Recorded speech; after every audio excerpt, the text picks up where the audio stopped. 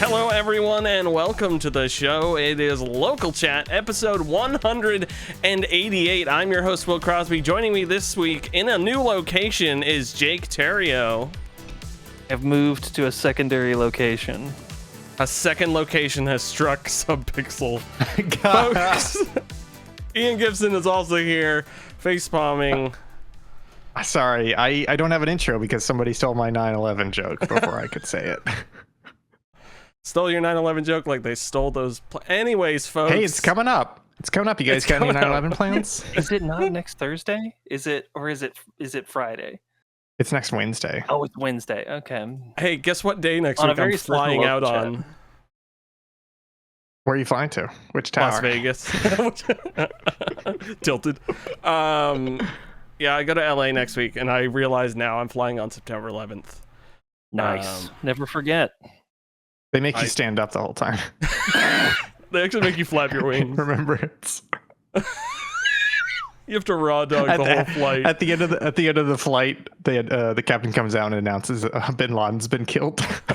We got him. Ladies and gentlemen, we got him. Oh, man. Yeah. Oh, boy. So I'm looking forward to that. Should be fun. Good old flight to Las Vegas. Folks, there's plenty going on in the world this week to talk about, so we figured we'd narrow it down to just the video games and kind of save everyone some time. I realize now our chit-chat section is criminally blank. It's disgusting, really, how gross and blank it is. Does anyone have anything to talk about? Nothing? We got it out of the way. 9/11. Moving on. Oh, That's my it. goodness. Wow, nightmare. I can't believe you forgot about it. Tis the season. Have you seen that Instagram reel? It's like phone, keys, wallet. What are you forgetting? Oh, 9/11. It's like, there you go. And the Alamo. That's a good one.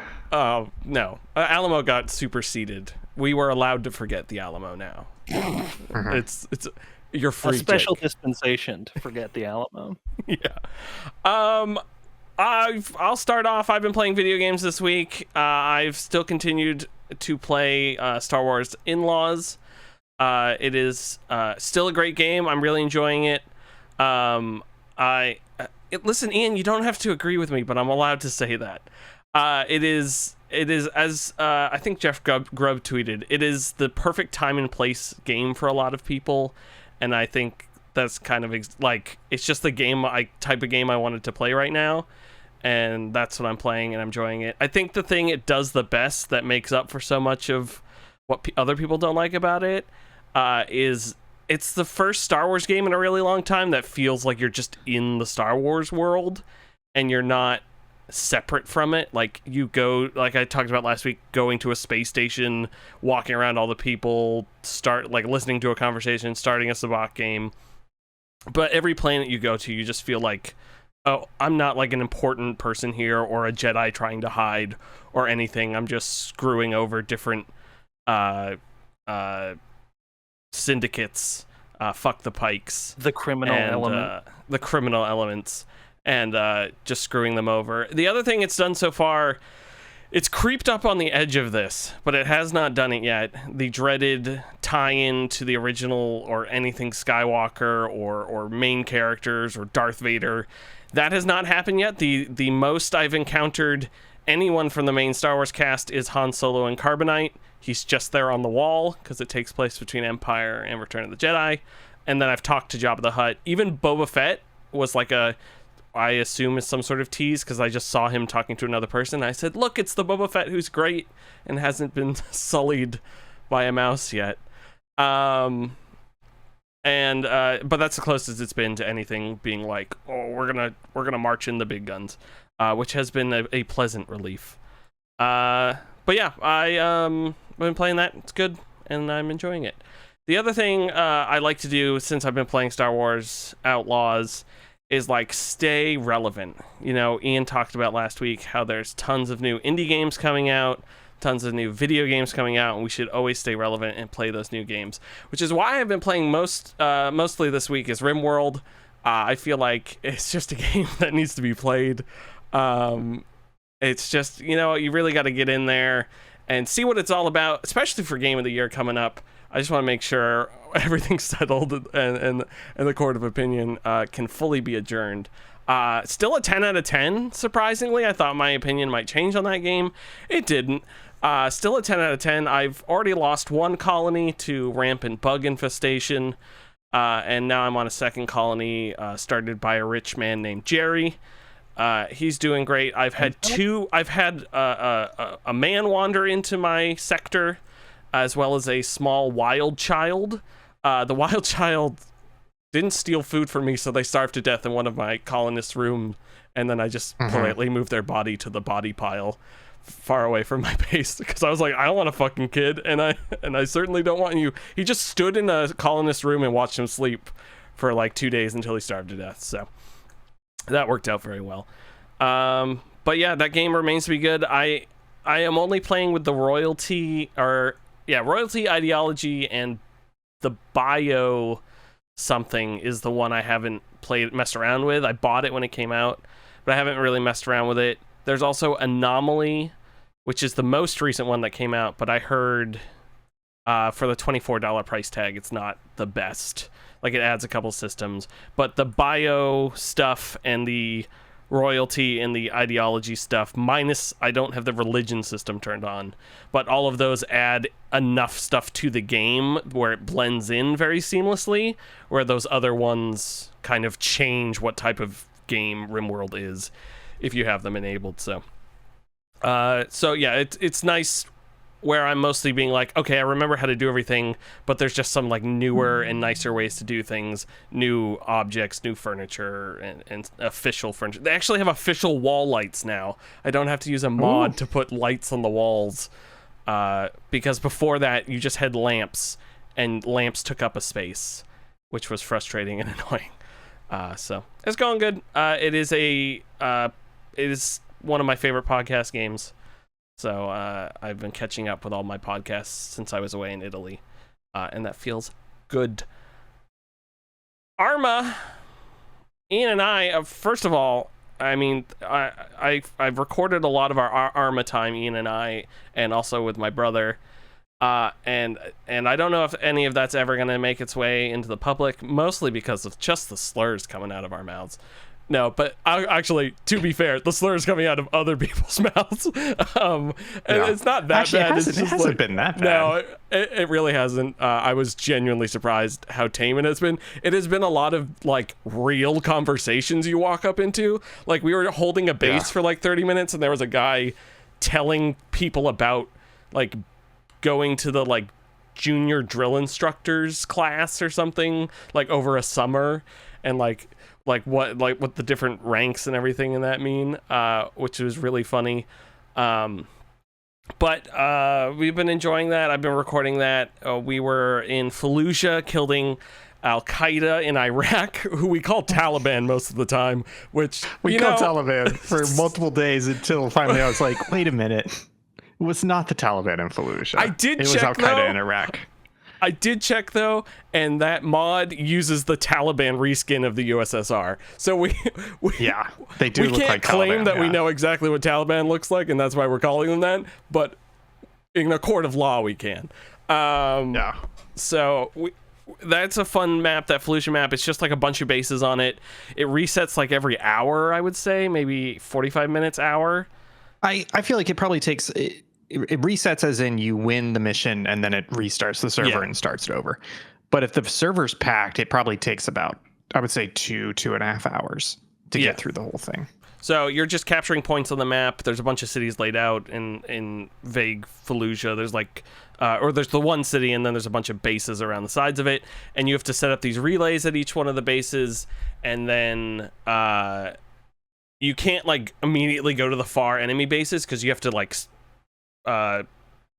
sort of relay the satellite uplinks to get to the farther bases, and then when you control the bases, the game ends, and then it resets. Arma's still good. It's fun. We were playing around with hosting our own server. I got some stuff set up with the mods, and doing some community stuff with Arma, so that will be fun when we can get some community people to play with us, as well as some friends of the site.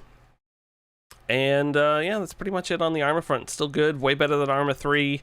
Man, you didn't tell any of the You didn't tell any of the good stories from some of our playthroughs. We've got some good stories. I was saving it for you because I realize I'm stealing a bunch of your armor stuff. So if you want to hit armor, I'll pass over to you.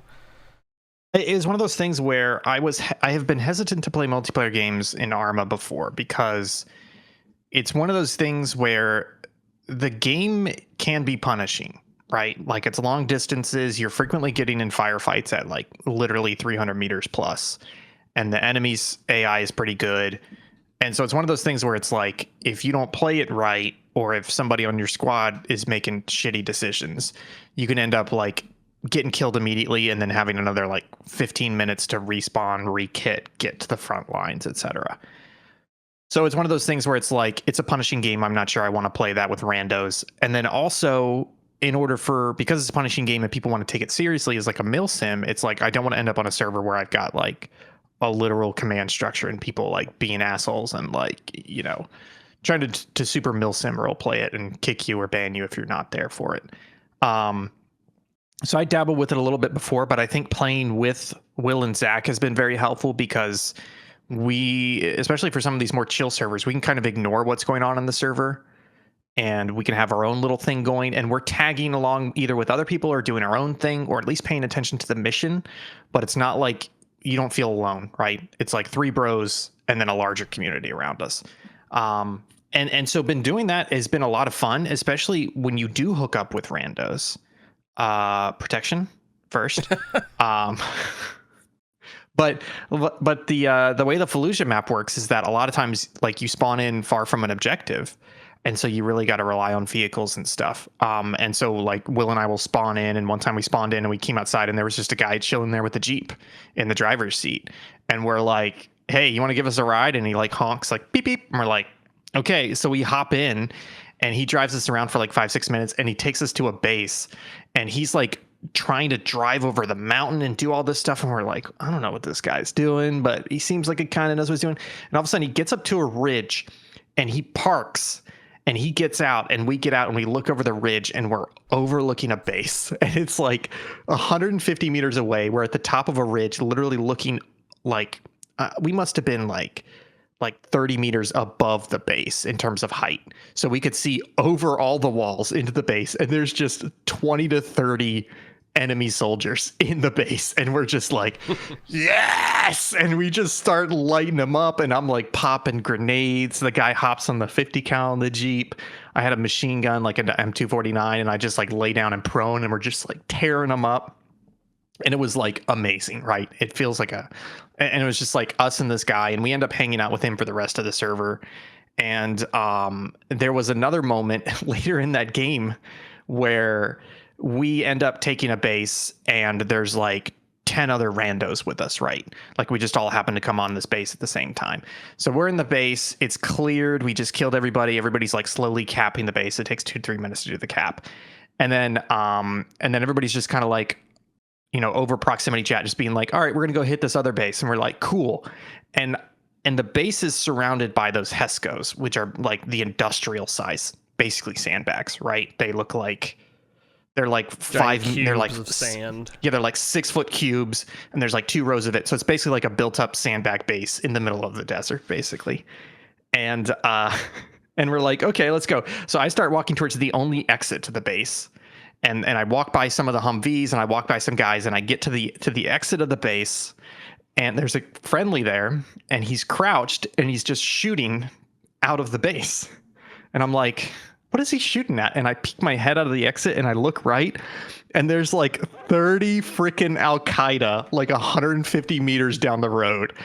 And I turn around and the rest of the friendlies are just like casually walking towards the exit. And I just get on mic and I start screaming. I'm like, yo, enemy. And I'm like, right outside that base. And everybody's like, oh shit. And then we all like slowly creep out. We creep out of the base, turn right, and literally like 15 of us just go full auto for like, it must have been like 2 minutes. Like everybody's just unloading at these guys and being like, over there. And literally 2 minutes straight, everybody's just unloading.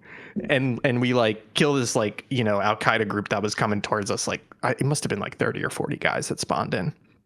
And it was crazy. And then at the end of it, Will heard somebody say, I didn't hear somebody say, but Will heard somebody say, enjoy your 72 Virginians.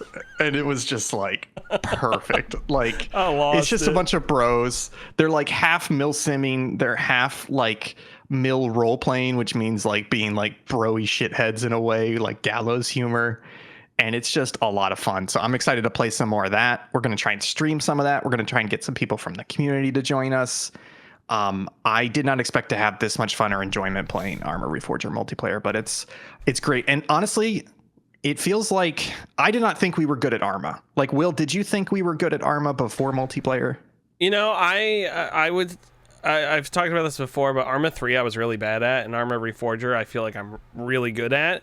But I assume that was just because shooting wise, and I just assumed that was because the game was better. But I also think we have gotten much better at Arma. Yes, but I still don't think we're that good.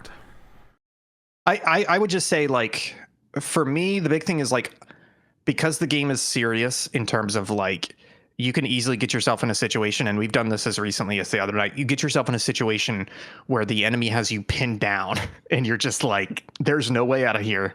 I'm prone. If I stand up, I'm gonna die. Right? Like, you can end up just in a bad situation where you've been outmaneuvered. And so you got to take the game kind of seriously. And so I've been trying to get better at our tactics and everything, and I thought we were okay. But then you get on these servers, and there's like 120 other people on these servers, and we would, you know, follow randoms, see what they're doing, see their actions. And sometimes they were just doing the dumbest shit possible, to the point where, like, I'm not being an asshole, but like, I get on the mic and I'm like having to like direct them, and in some cases yell at them. Like one time we were on a server and we were in a convoy, and there's like 7 trucks filled with dudes, right? So there's literally like a truck, and then there's like 12 of us in this truck, right? And we're driving along a road. It's in Afghanistan. It's a valley. And we drive up to this road, and all of a sudden we start taking fire, right? Like, somebody near us is shooting us and hitting us with 40 mics. The driver slams on the brakes. And we're just like, yo, go.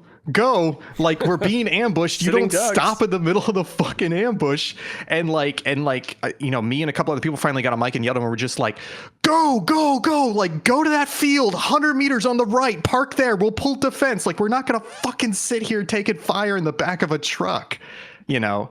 So it's stuff like that. And then there's also nice moments where it feels like there's a lot of randos. Because the other thing, Will, I don't know if you noticed this. It's hard to notice until you like hear people talking and saying things. There's a lot of Xbox players for this game, and they're playing online, and you don't realize it until they're like, yo, how do I do it again? Is it right bumper? And they're like, oh, I don't have that on Xbox. And you're like, wild. But anyways, like, there's a lot of randos playing this game that don't really know what to do, and they're kind of just there for the fight, not in a bad way. But there were moments where, like, you know, me, Will, and Zach would take a base, and there would be 10 other guys there, and we would just be like, you know, amongst us, we'd be like, okay, we're going to go hit this base first. We're going to go west, and then we're going to come down the street. And we're like, cool. And then before we leave, I would just get on proximity chat and be like, hey guys, we're going to go hit this base if anybody wants to come with us. And then we start running.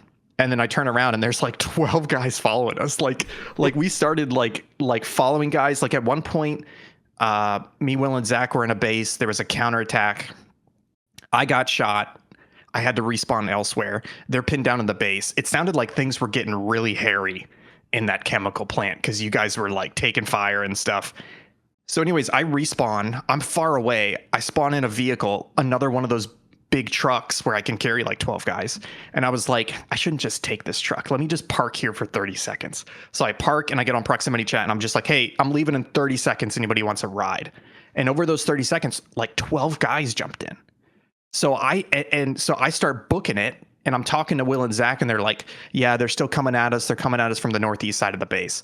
And so to the guys in the truck, I'm like, look, I'm going to park you like 200 meters northeast of this base. We need to push to the base. The enemy's between us and the base, and we're rescuing guys.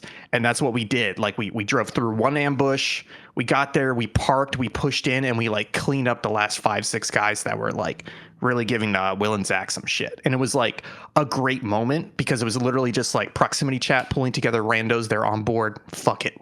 We go. And it's fucking awesome playing this multiplayer, isn't it? It's great. It feels really good. And also the thing I like about it is it's not like you're getting shot at and you're like, oh, let me turn around and kill the guy. Like you get hit and you're just screen's black, or your character's flipped over and it's all like hazy and stuff. Like it is rare. Like you'll get like hit by like a ricochet or something and have to bandage, but when you're shot to like die, it's just like instant. Like you have no idea. There's no kill cam and stuff like that. It's just like, oh, I'm down. And I have no idea where that guy was.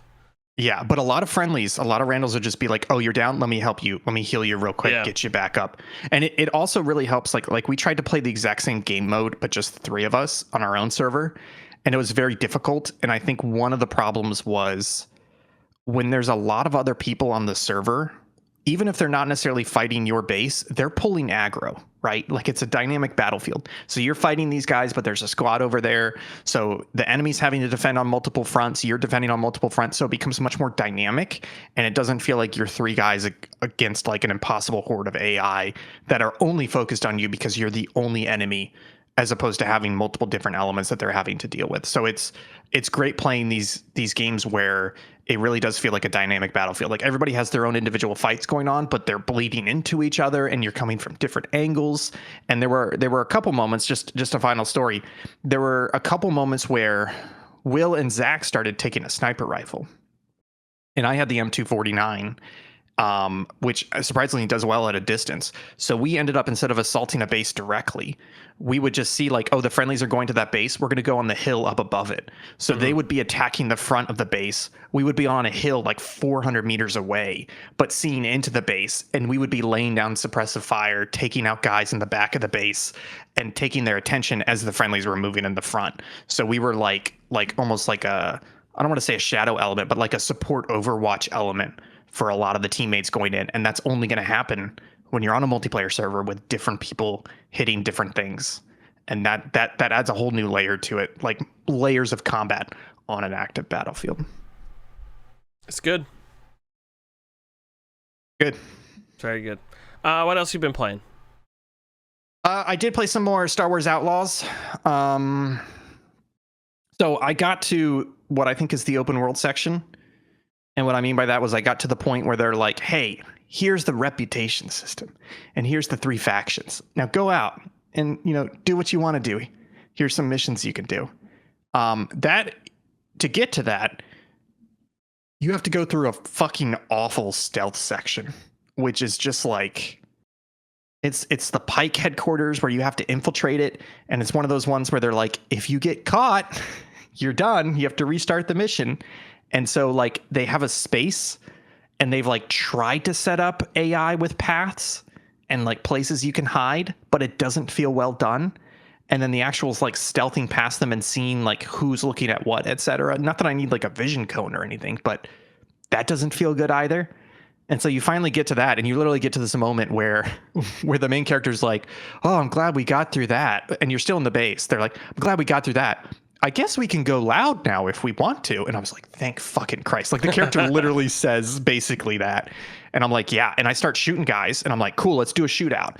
Shootout feels just as bad. Like it's very hard for me to enjoy this game when I'm not going to say all the mechanics of it, but it feels like a majority of the mechanics are not enjoyable or fun. And it's like, I'm literally sitting there being like, I'm like you said, this is a game of the moment. I want it to be a game of the moment. I'm ready for this type of game.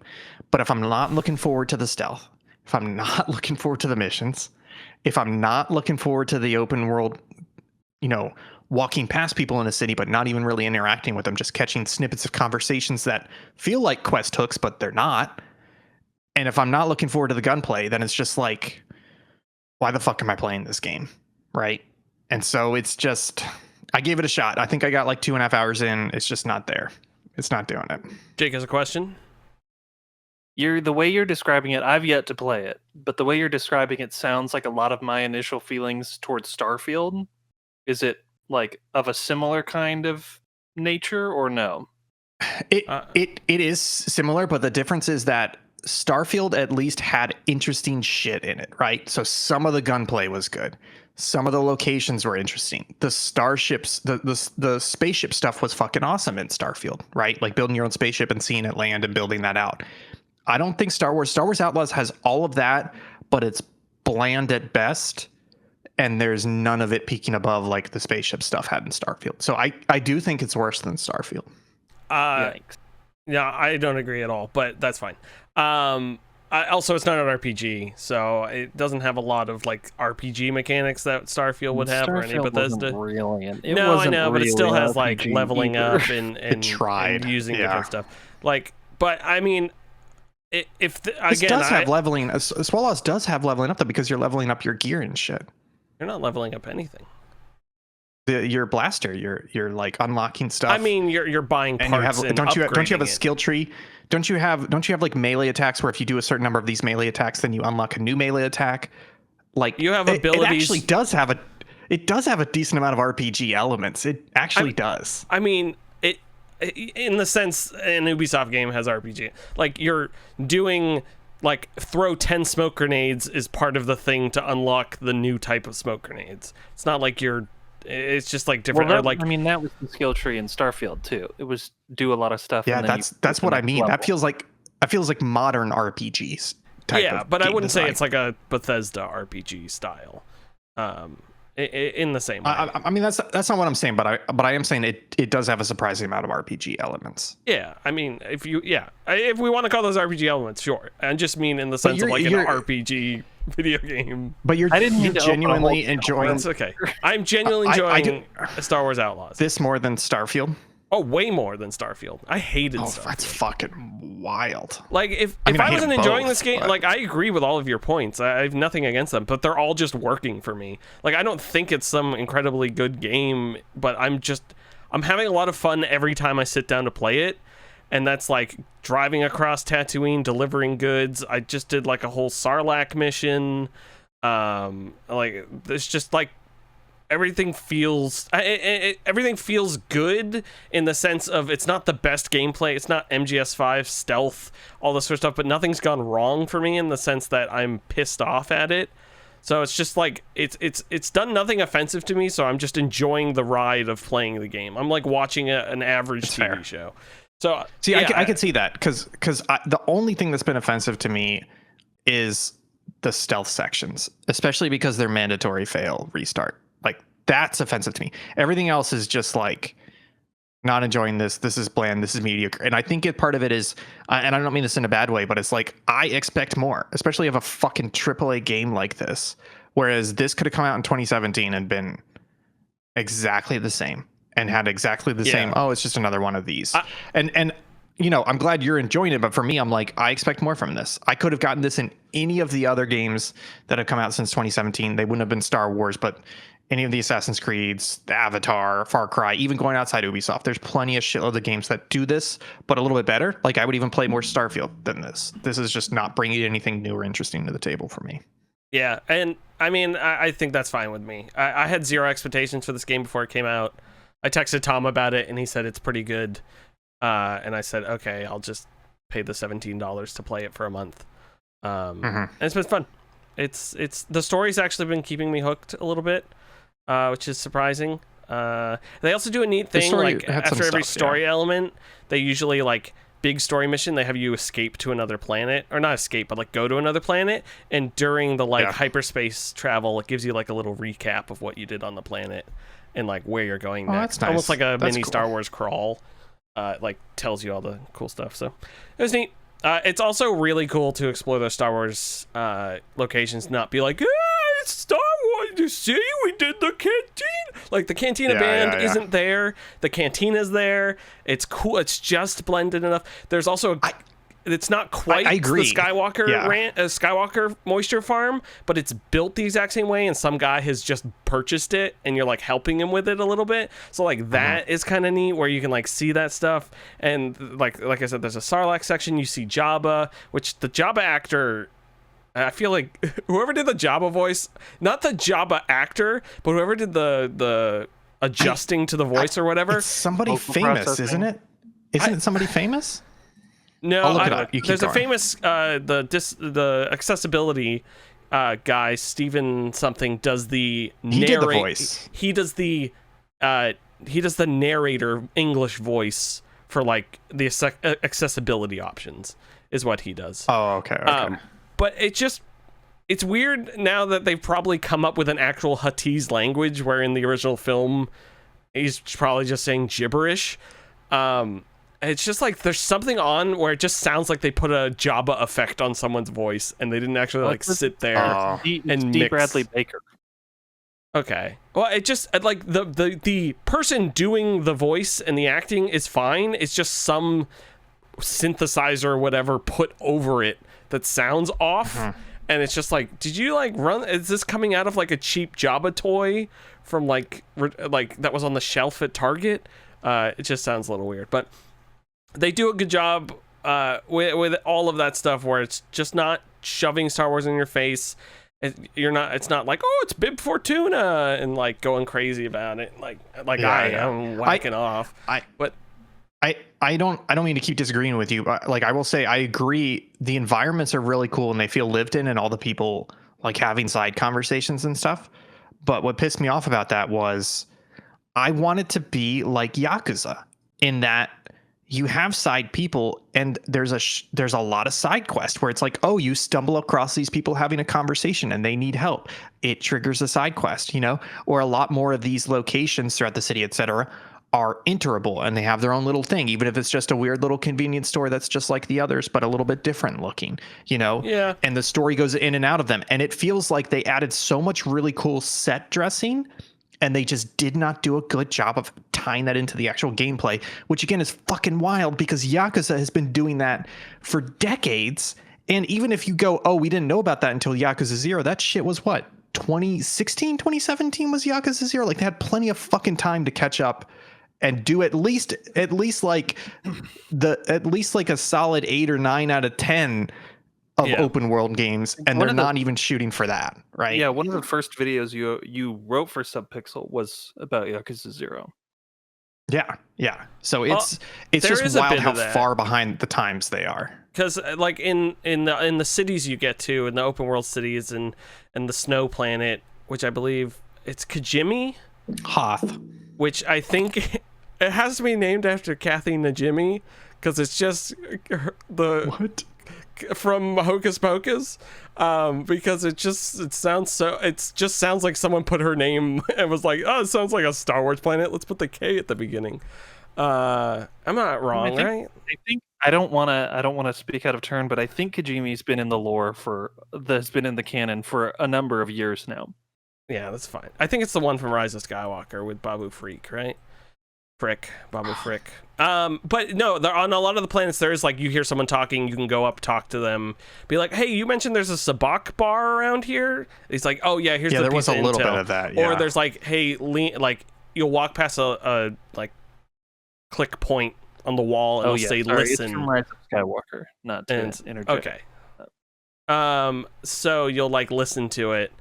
And like listen in over their conversation. The other thing I do like that they do is it's like you don't listen to their conversation and you're like, oh, I know exactly what the side quest is. It's labeled as intel, and then you like go to the next intel step and like investigate it a little bit. Like Hitman? Yeah, that's cool. That's and cool. Get to the next Hitman thing. 3? So I still agree overall. I don't think it's the best. I think it was all about expectations. I have zero expectations for this game. If I came into it with all the Yakuza expectations and all this sort of stuff, I would probably also be disappointed, but I literally knew nothing about the game and then just bought the Ubisoft Plus to play it and been having a good time. So, and a lot of this is my continuing hatred against AAA, which leads a lot into a big news story later on that we'll talk about. Yeah. Anyways, to round out my game section, I did finish Shapes 2. It's in early access, but I probably put 20 plus hours into that game. And I got to like milestone 8 or 9. They kind of hint at they're going to add additional milestones, which unlocks new tech and challenges and stuff. But yeah, I completely finished all those milestones. I finished like 25 out of like 40 side tasks they had. I was thinking about finishing out like the game completely, like finishing the side tasks as well. But I think I'm going to put it down for a bit and come back in a couple years when it's like fully fleshed out. Not that it's missing anything, but I'm excited to see what they add. Yeah, that game is just very, very good. Very, very fantastic. It's going on the GOTY list, folks. It's very good. Wow. I can't wait to put Star Wars on there once I finish it. And it has the best ending ever. Man, I can't believe you like it less than Starfield was one of the worst games I've ever played. Sorry, we can't get It back at into least this, but felt it really, just to cap this out, I don't mean the last argument, it really just comes down to what I said, which is like, is there at least enough here to make me sit down and get enough enjoyment out of this to keep going, to be like, oh, well, let me at least work towards this gun, or let me, this encounter was exciting, let me see what's going on there, or you know what, I want to get more parts for my ship, etc. And that kept me going through 20 hours of Starfield, which is more than I really should have played of that game, and that could not carry me. There was nothing like that in Outlaws, and that's why it was a struggle just to get to 2 fucking hours in that game. So that for me is the difference, is that it's not that I want to play Starfield. I don't think it's good, but there was at least enough there for me to give it even more of a shot and to keep digging into it. Whereas Outlaws, I'm just like, nah, this ain't it. Man, Starfield's bad.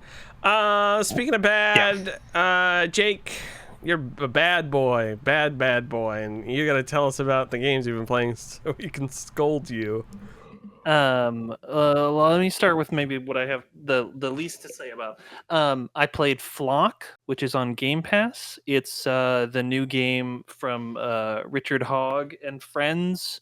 I can't remember the name of the indie studio that he's associated with, but the Wilmot's Warehouse team. It's a little like you're like essentially some sort of like biologist type character. They are all flying animals, but I don't. They're not birds. It's a little more involved than that. You're going around and like identifying. It's got like a little bit of like a Pokemon type element to it, where you're like identifying the creatures that you find, and then like collecting them and finding. There's like a couple of like exotic ones that will like you capture them, and then they'll open up a new part of the map for you. It's quite charming. It's delightfully designed. It's a very soft kind of art style, and nice music. So I think I finished it in like 4 or 5 hours. It's not very long, but it's quite delightful, and it's on Game Pass. So check it out. I've been playing a lot of Mini Motorways after Will's recommendation like a month ago. That game is great. I loved Mini Metro, and so I was delighted to discover that Dinosaur Polo Club had made a spiritual successor to it. I've played all the cities, and now I'll just hop in and I'll do like the daily challenge and the monthly challenge. Just super fun. Again, like another like just really tight game design. It's just so simple, but so like endlessly replayable. Good stuff.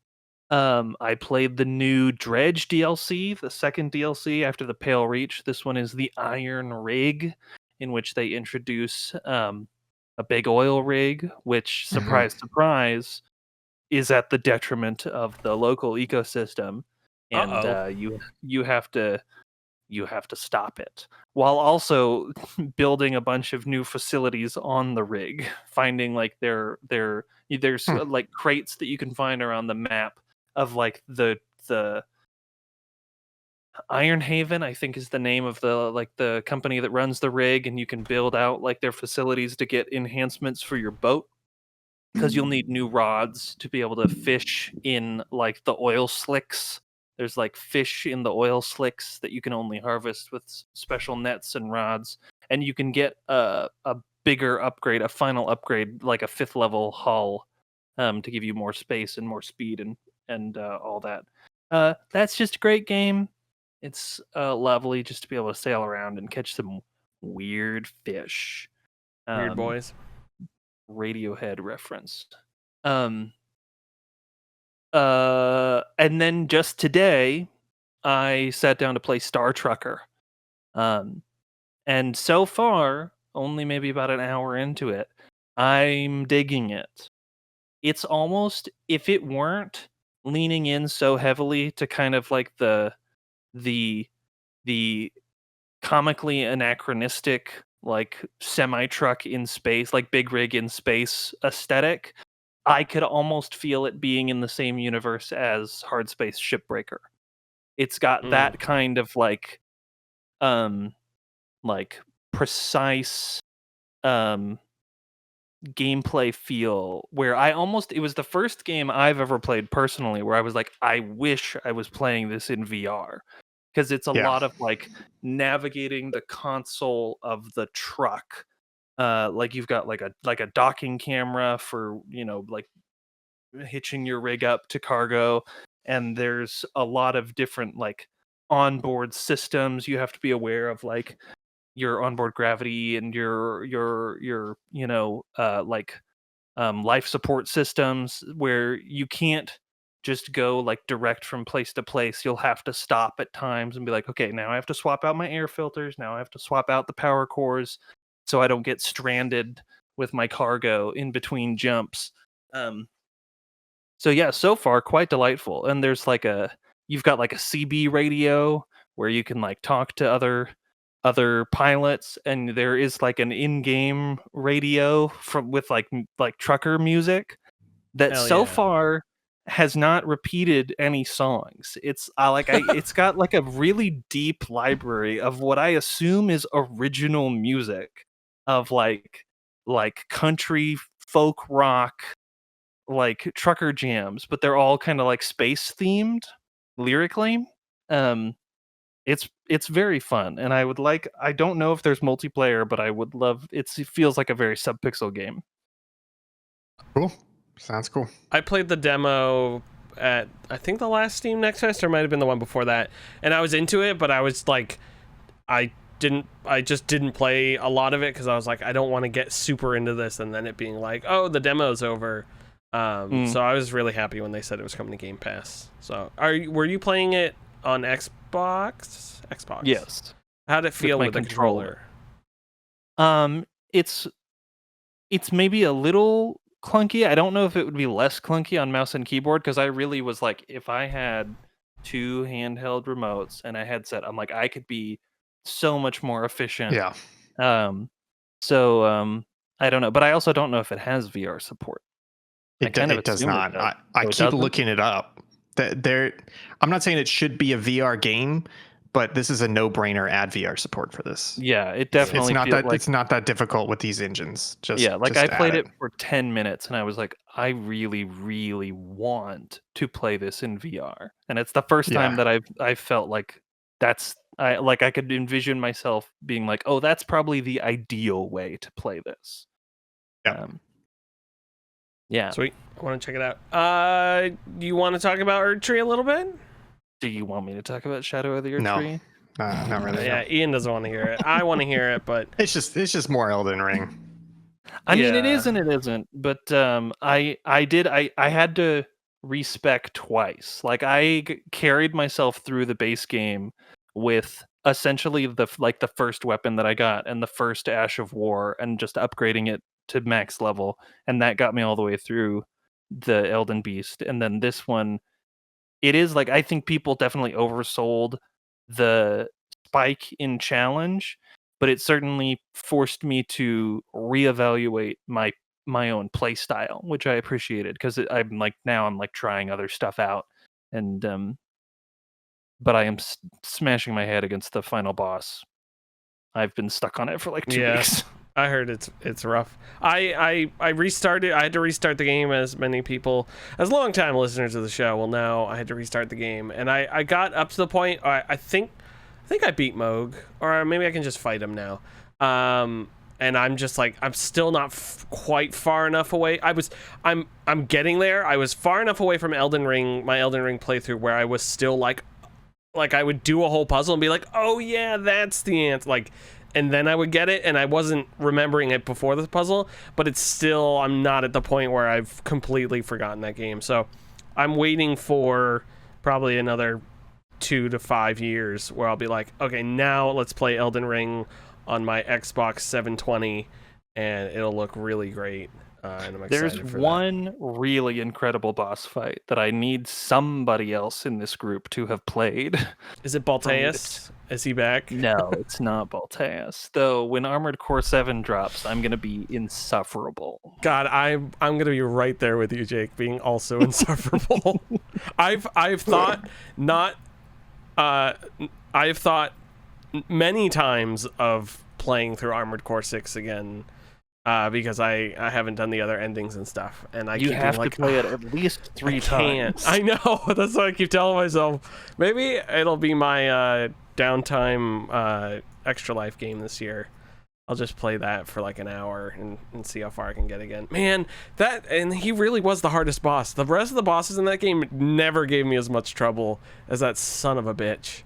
I just think that's because I got good, but maybe he was the hardest. Speaking of hardest, Ian, news time, right?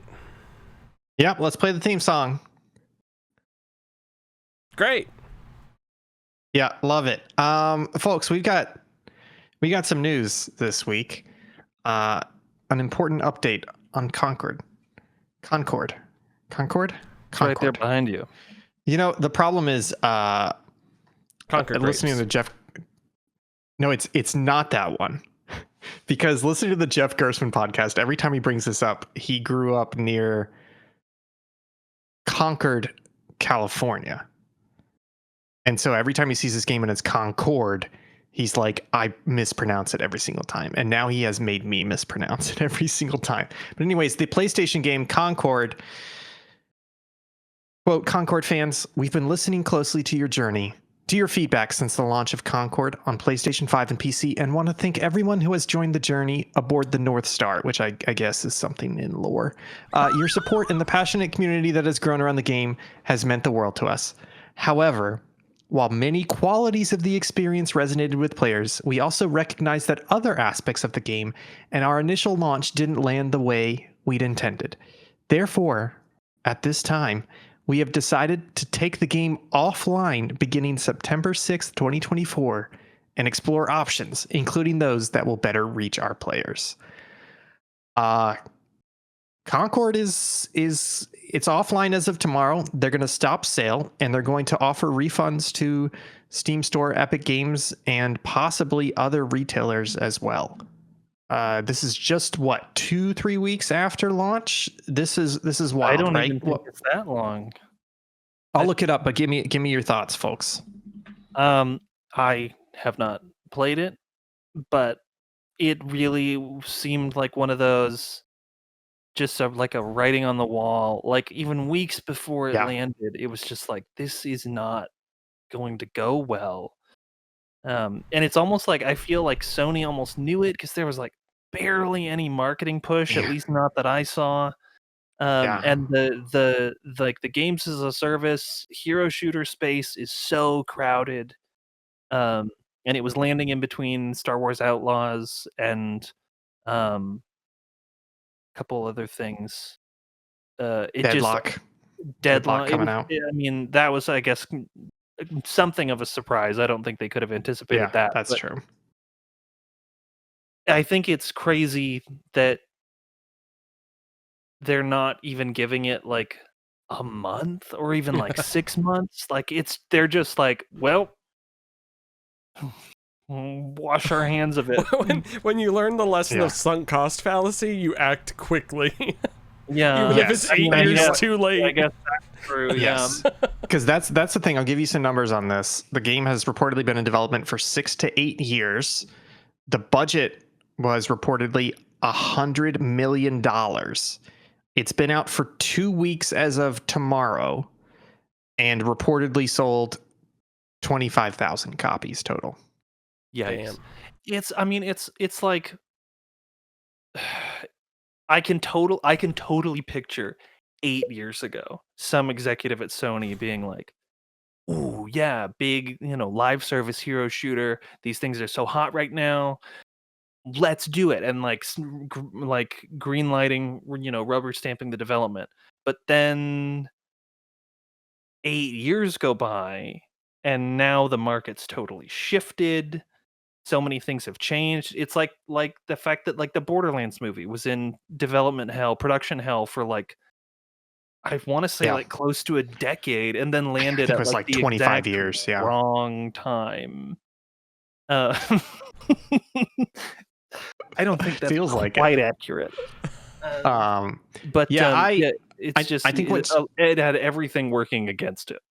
Yeah, and I think, well, the only thing it wasn't things working against it. They made their own fucking mistakes here, right? like you said. You said the writing's on the wall. For me, it's so interesting to see the reaction to this, because hearing podcasts and other gamers talk about it, they're just like, wow, this is shocking. Like, I didn't expect them to pull the game and all this stuff. And it's like, what the fuck are you talking about? Right? Like, it's exactly like what you said. You know, this is a game that it was in the wrong space. It's a crowded space. Took way too long to develop. There was no marketing push for it.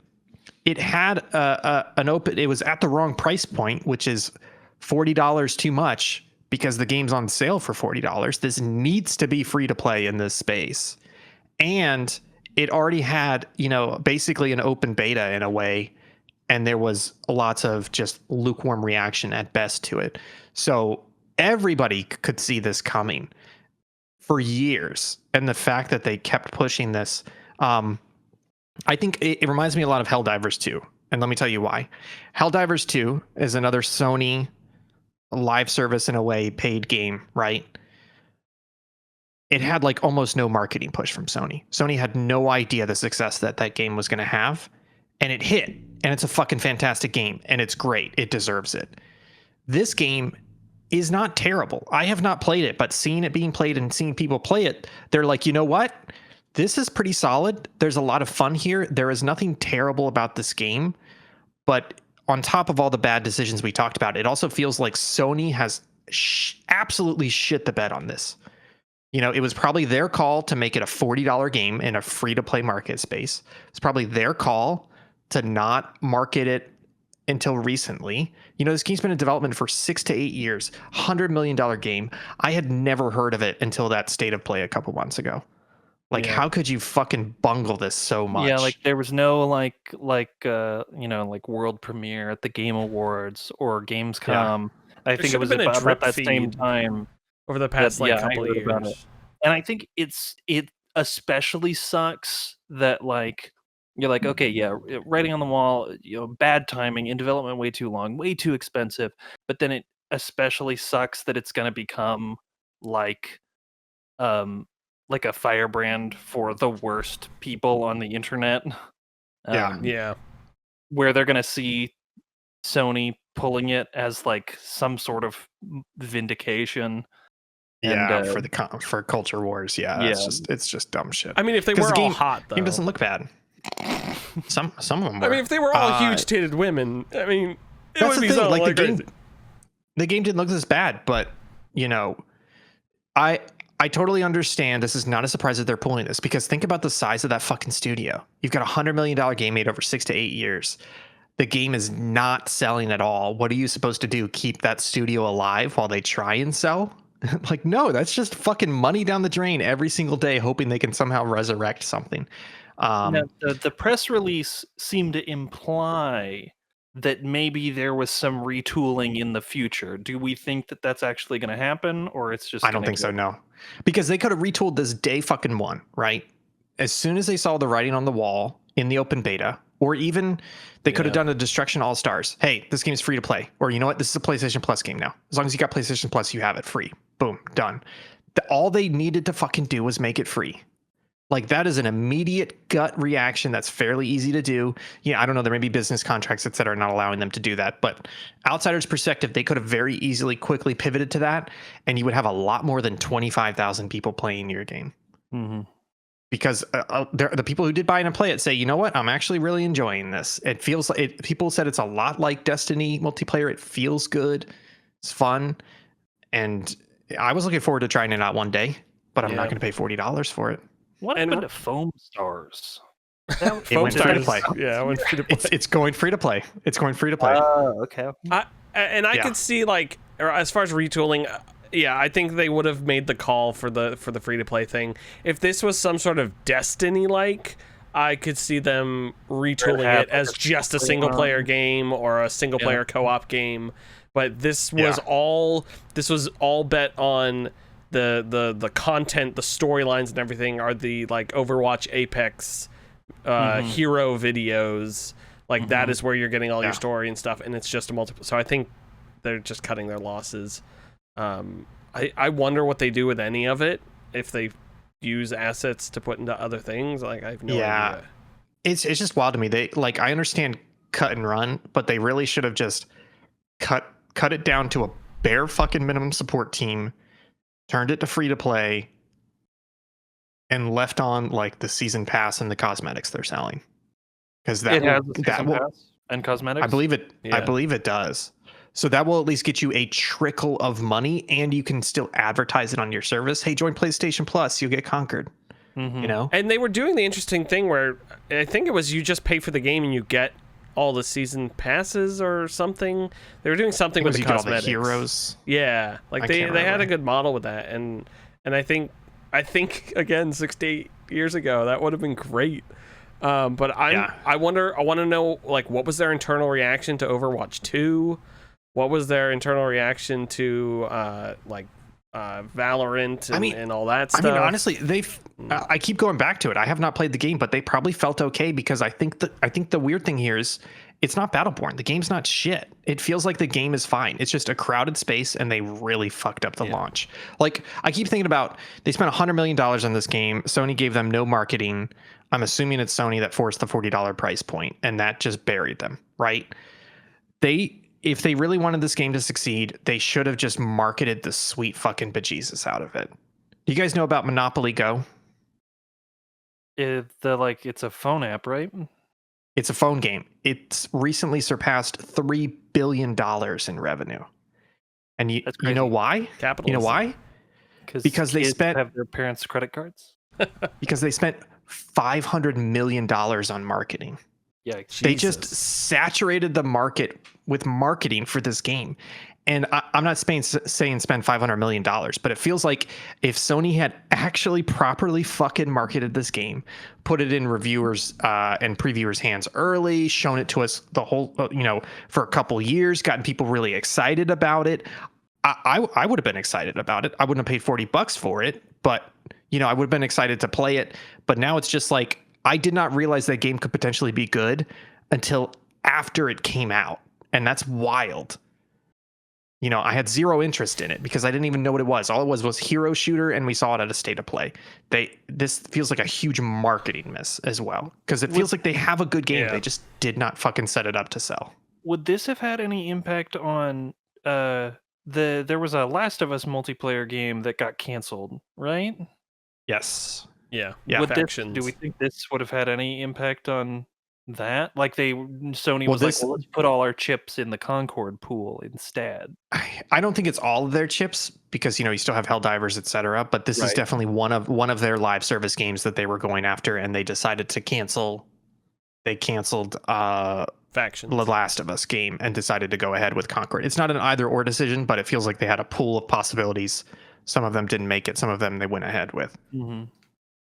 I'll be interested to see if Marathon remains a hero shooter, supposedly like a. It's no, it's not a hero shooter. It's an extraction shooter. Oh right. I'm thinking there's been rumors of some sort of Destiny themed hero shooter.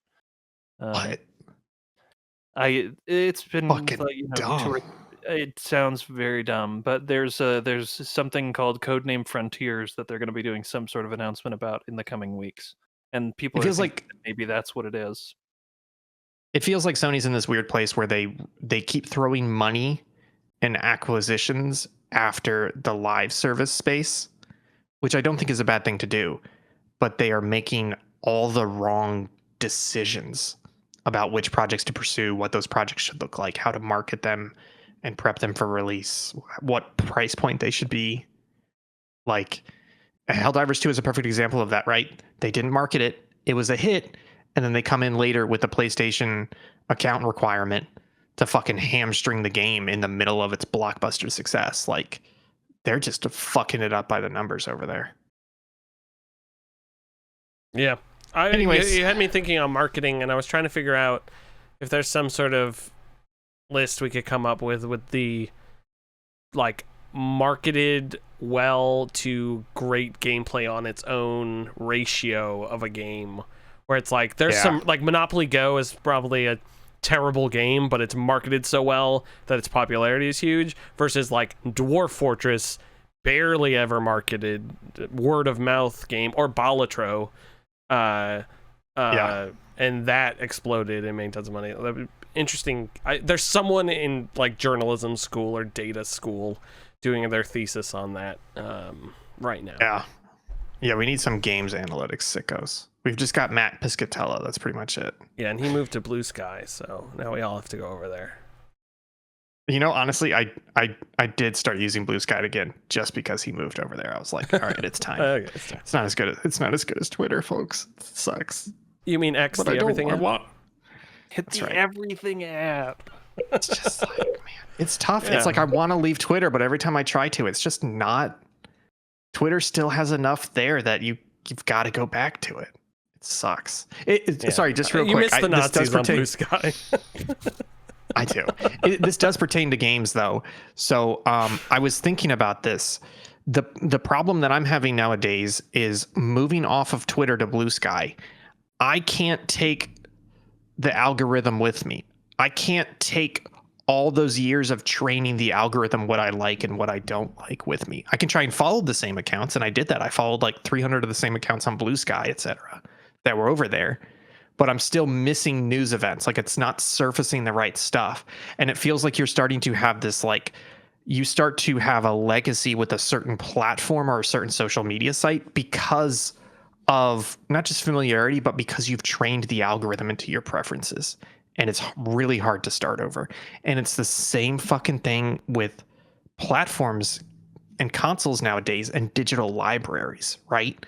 Like, you know, for people who are trying to decide Xbox or PlayStation, it really comes down to, okay, well, which one did you have previous generation when you bought a lot of digital games? And which ones did you have PS3, Xbox 360 when you bought a lot of digital games? If you want to keep playing those digital games on the latest console, you got to have that newer console too, because you can't take your 360 games onto your PS5 and you can't take your PS4 games onto your Series X. And it's just weird to see. It's not like tech monopolies, but it's like the same with Android and iPhone. Like, yeah, sure, it's easy to migrate between the two, but I have all my Android preferences that I want to keep, etc. Or I'm used to the iPhone UI and UX, and it's different for Android. And it's like you build up these barnacles that keep you tied to specific pieces of tech, not because you love them, not because they're good, not because they're the best, but simply because it's too much of a fucking hassle to move over to a competing platform. Sucks. Does. Anyways, hey, do you guys remember AnandTech? No. No. Oh, you guys don't. So they were a PC hardware website. Long story short, after 27 years, they're shutting down. I'm not sure the exact reason, but it just seems like they've decided not to continue doing this. This group that kind of ran this PC hardware page. But for those of you who are into PC hardware and building and all that stuff, they had a great forum, great reviews, great component coverage for 27 years. So farewell, AnandTech. Labor liminal zone. We're saluting goodbye to more laid off individuals. Tencent and NetEase are pulling back on some of their Japanese investments, which includes risk of closure and some layoffs at Visions of Mana developer Ouka Studios. And then Rocksteady as well has been hit by layoffs after Suicide Squad Kill the Justice League has underperformed. Sorry to hear for those two studios, but hey, it's 2024. Every single week, somebody's got to get laid off. And unfortunately, this week it's their turn.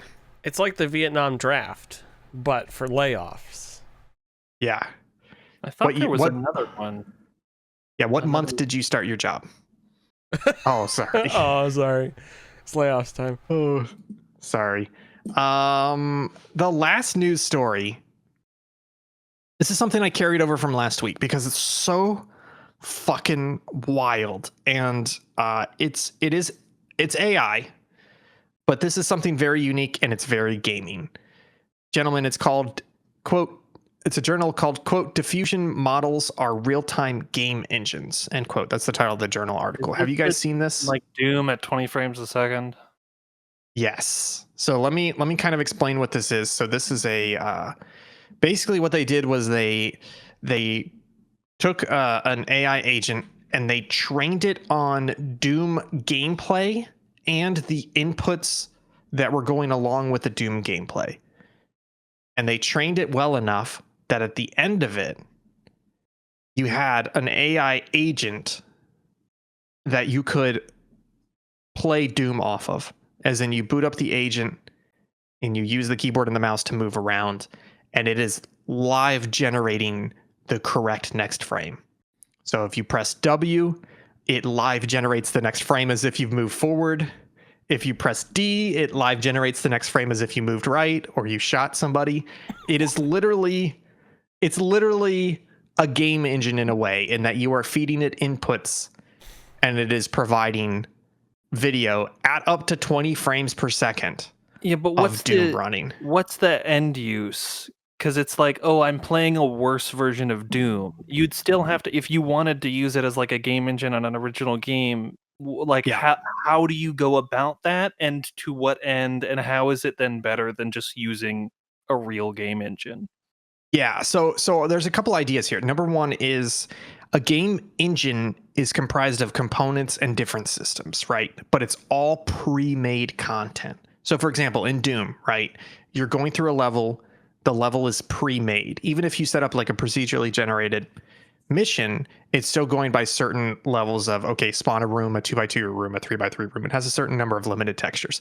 But imagine this diffusion engine, which is what they call it, where essentially it knows Doom, but then it can also generate a completely different environment within the same system. So for example, you go through a door and all of a sudden it's generating textures and environments and objects and enemies that have never been in a Doom game. And by adding those, you have not had to go in and add new animation. You've not had to go in and add those new textures. You've simply allowed the diffusion engine to take a simple input like, okay, create a room with a jungle in it and spider enemies. And it's using both the learning from how the Doom engine is supposed to behave and its understanding of what jungles look like and what spiders look like and how they're supposed to behave, and dynamically and immediately generating that content instead of having to manually create it for an engine. That's just one. Right. That's just one example. Yeah. So I guess then, like, but you still have to then teach it like good level design and how to generate textures that don't that are in the same, like, that are art directed in the same way. I just don't see I don't see the use for this, or I don't see how it's going to make it easier, because it just seems like it's making new you're having to circumvent new issues as opposed to just doing it yourself. You're correct. You do have to train it. But that's the benefit of these AI models, is essentially that depending on how good its training is, all of the input and time and effort, like the hands-on time, goes into training. And then at that point, it will reliably return without extra effort. And that's what I mean by you spend all the time training it on the game engine. You spend all the time training it on various images and textures and possibilities, etc. And then at the end of it, you can say, okay, create a jungle room. And it'll do it immediately. You're not having to put effort to add extra content into it. It will generate it immediately for you. Okay, so is it any different than just like proc gen in, like, if you created a library of assets and a number of different, like, you tell the game engine, here's a number of different ways you could generate the level. So the difference there is, like you said, you would have to have a library of assets, right? Like, hey, here's 30 different possibilities of trees. I want you to generate a random type of tree, right? And by random, you're saying pull from one of these 30. But if you train the model to say, here's what a tree looks like, here's a bunch of different trees, etc., and then you say, generate me a tree, it's not pulling from one of 30. It is a true procedurally generated brand new tree in a way. So that's kind of what I mean, is that in a procedurally generated game, it's at a simplistic way, it's picking from a predefined list of things, right? But it's the cross section. It's this from that list, from here that feels procedurally generated, but really it's just doing permutations on a series of lists.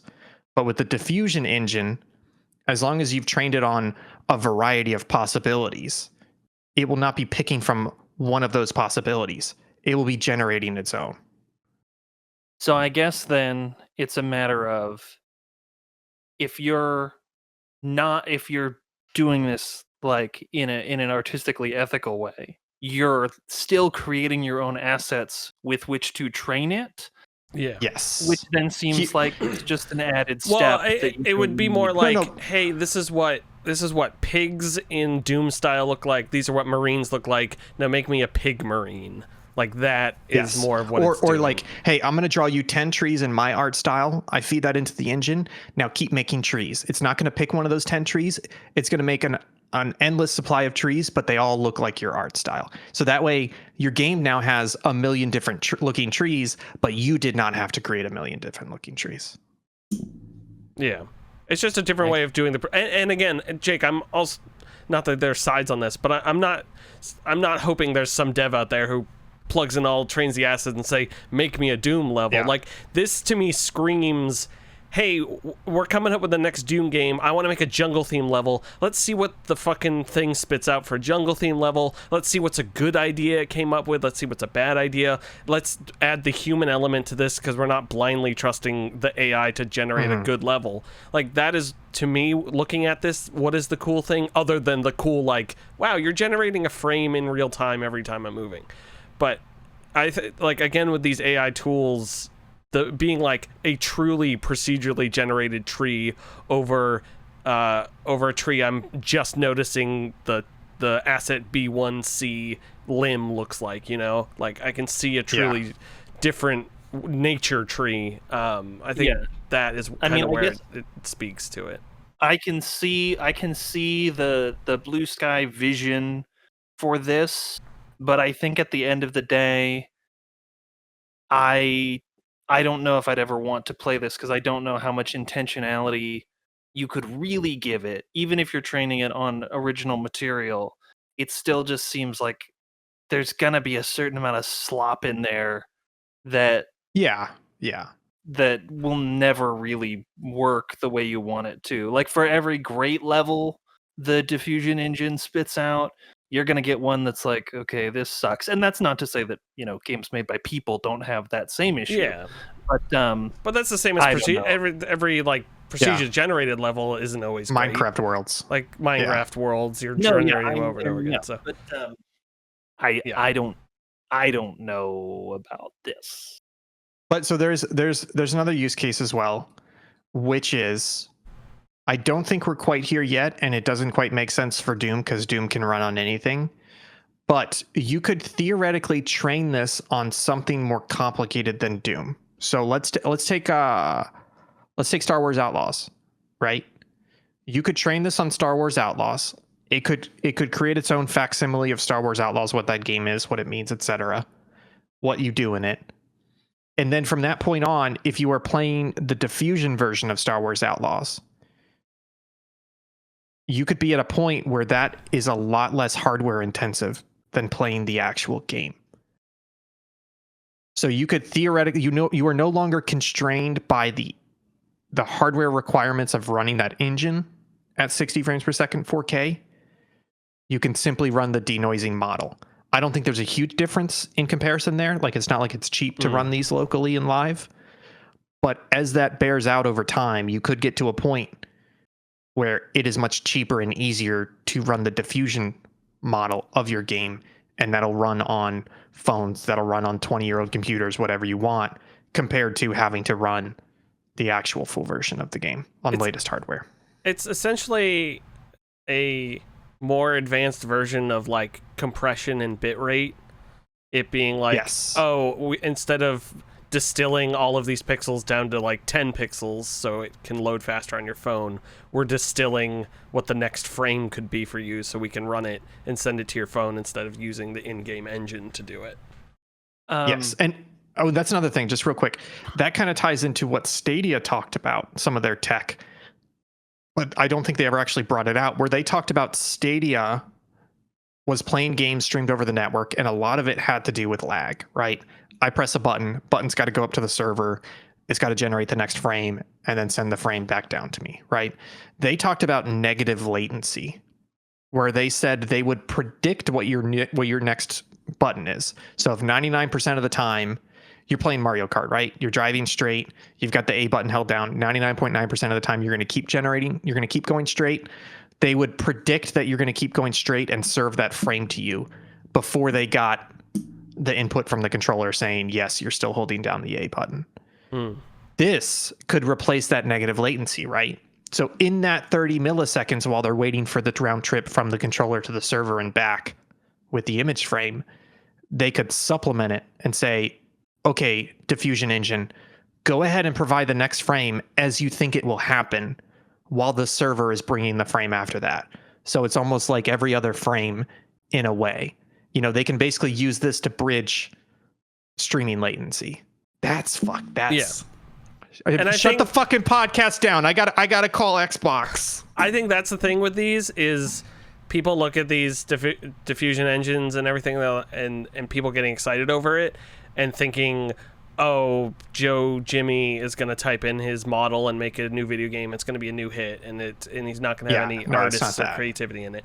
No, this is just they're using their model to show off this shitty Doom thing to show all the tech people, hey, there's this fucking new sweet thing like Speed Tree was 20 years ago that you're never going to have to fucking place a tree ever again. You're not going to have to design 50 trees. You're going to design 1,000 trees and then whittle them down to what trees you like, and not have to worry about making some poor person make 1,000 trees. You know, it's just, I think using this again at the end of the day to make the menial shit easier for people, and coming up with faster ways to get to the cool story writing, the art, and all the creative things we don't want AI to replace, I'm all for. And again, all of this stuff has that double-edged sword where you're like, well, I could see some shitty cryptocurrency guy doing something shitty with this, but we just have to make sure to not buy the shitty cryptocurrency guy's shitty game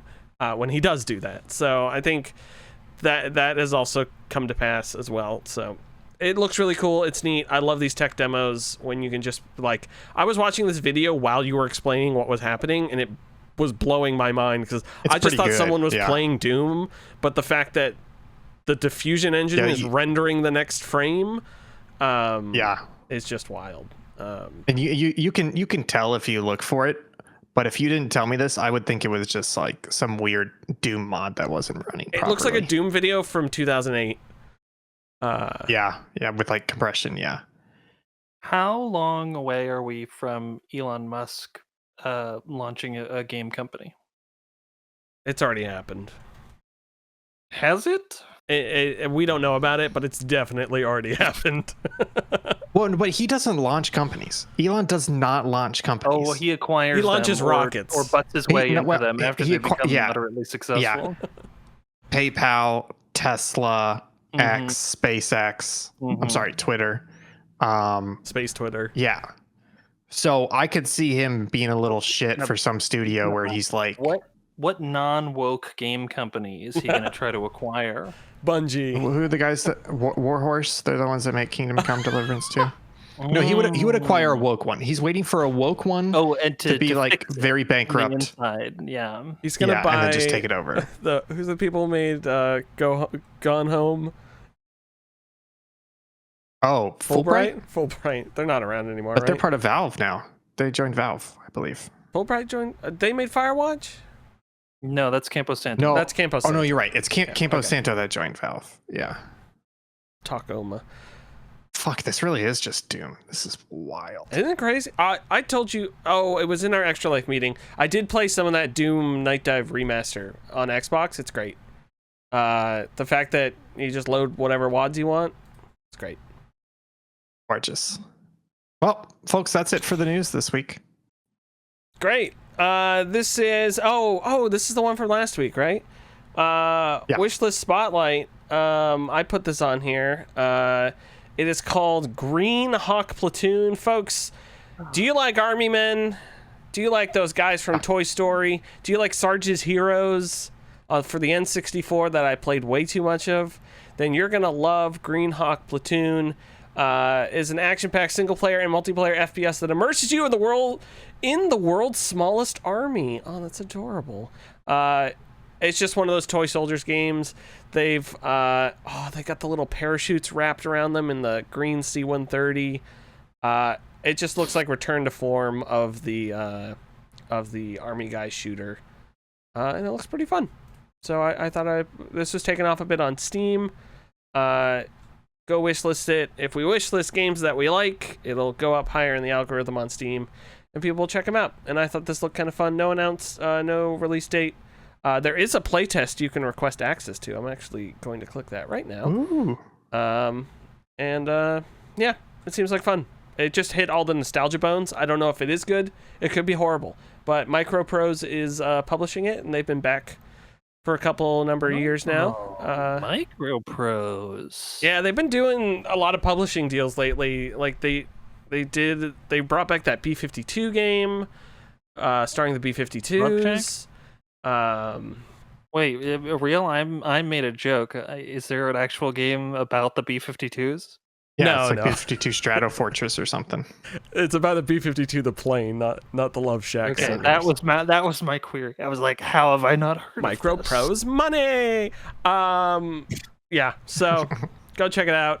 High Fleet was the other game I had played a bunch of that Microprose put out, which is another good game. So go check it out. That is Green Hawk Platoon on Steam.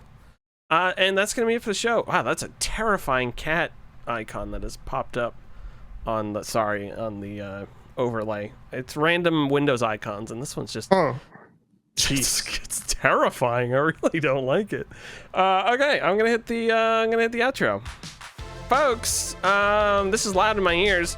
So subpixelfilms.com is where you can go and find all of our beautiful content. That has links to a bunch of things like our OnlyFans, our Twitch, our Discord, our Redbubble, our RedTube.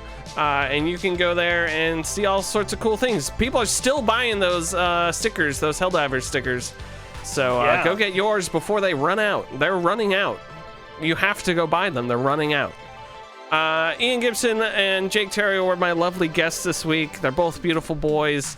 Ian will be back tomorrow, 5 p.m. Eastern, hopefully, with some Fallout New Vegas. This weekend, we don't have any content. And then starting next week, we're hopefully bringing that Arma series and playing that with some community people. We're going to set up a server, and we're going to do missions on stream time, but anyone's watching can join, and it'll be a fun time. Looking forward to it. And we'll see you all next week. Bye. Bye.